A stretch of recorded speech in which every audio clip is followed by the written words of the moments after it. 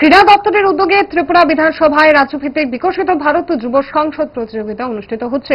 উপস্থিত ছিলেন মুখ্যমন্ত্রী ডক্টর মানিক সাহা, যুব কল্যাণ ক্রীড়া দপ্তরের মন্ত্রী টিঙ্কু রায় সহ অন্যান্য আধিকারিকরা। রাজ্যের 8টি জেলা থেকে মোট 38 জন প্রতিযোগী এই প্রতিযোগিতায় অংশগ্রহণ করেন। মুখ্যমন্ত্রী অনুষ্ঠানে বক্তব্য রাখতে গিয়ে বলেন, যুবারা হচ্ছে দেশের ভবিষ্যৎ, কিন্তু বর্তমান সময়ে তারা রাজনীতিতে আসতে চান না। সারা পৃথিবীর মধ্যে ভারতের 65% যুব হচ্ছে দেশের মানব সম্পদ। সেখানে যুবদের যদি অংশগ্রহণ না থাকে তাহলে তাদের সমস্যা ও চিন্তা ভাবনা বিকশিত হবে না। বিকশিত ভারতের জন্য প্রশস্ত হয়, তার জন্য প্রধানমন্ত্রীর চিন্তা ভাবনা থেকেই এই ধরনের কর্মসূচির আয়োজন করা হয়।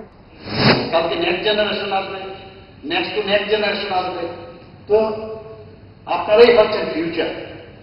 তো এখান থেকে এখন থেকে যদি আমরা অনেক সময় কি করি, রাজনীতির ক্ষেত্রে রাজনীতির নাম শুনলে অনেকে আসতে চায়, এমন একটা অবস্থা হয়েছে। সেই জায়গায় মাননীয় প্রধানমন্ত্রীজি বলছেন না, আমাদের যে ইয়াং, বিশেষ করে ভারতবর্ষে 18 থেকে 25 বছরের কথা বলছেন, এবং আমাদের হিউম্যান রিসোর্স বলা যায় সারা পৃথিবীর মধ্যে 60 থেকে 65% হিউম্যান রিসোর্স হচ্ছে আমাদের ভারতবর্ষে, তো ত্রিপুরাতেও।